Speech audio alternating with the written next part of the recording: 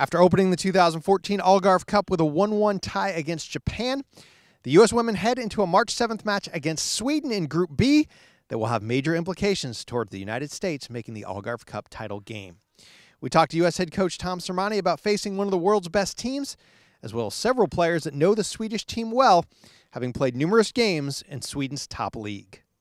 It's really important to play in games that count, and where there is a result at the end that has some implications. So, obviously our game against Sweden suddenly comes under that category as a, if you like, a must-win game if we're going to stand a chance to get back to the final of this tournament. So I think particularly at this stage in the cycle, where the World Cup's only probably 15 months away, those types of games become much more important, and player performance, team performance and results all become critical.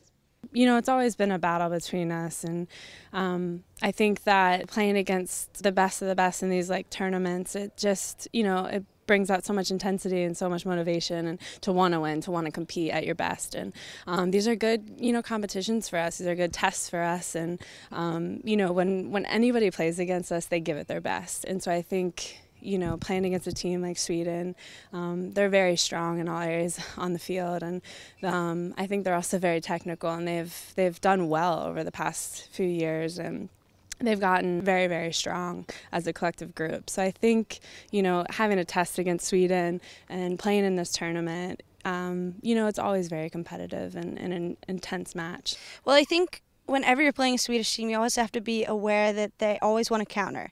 They immediately switch on from defense to offense. So as soon as they win the ball, they're going to be looking to get in behind, try and make things happen, get in our defending third, and try and get to the goal as fast as possible. I think that's probably one of their biggest weapons. It's certainly a fun dynamic with Pia now being the head coach there. 3 of us American players and more have played in Sweden, so there's that familiarity and there's a respect for each other, and at the same time there's that extra competitive edge because, of course, the friends that you have and the people that you know, that's when you want to show your best. So I think you get both sides of the coin, that you get extra drive, extra little edge. Everyone wants to win that much more, and then you have the respect and the love and the care for the other side of it too. There's a pretty intense rivalry, a tense but friendly rivalry between the two teams. So we'll expect, a very physical game. They're a team that's very well organised. They're in general a mature team. They've come off, I would say, a successful, although they lost in the semi-final, a successful European Championships.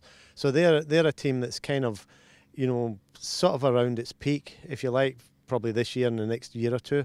So it's going to be a very difficult game. You can follow USA versus Sweden on Friday, March 7th on Twitter at USSoccer_WNT and watch highlights of the match later on USSoccer.com. From the Algarve, that's it for this edition of Studio 90.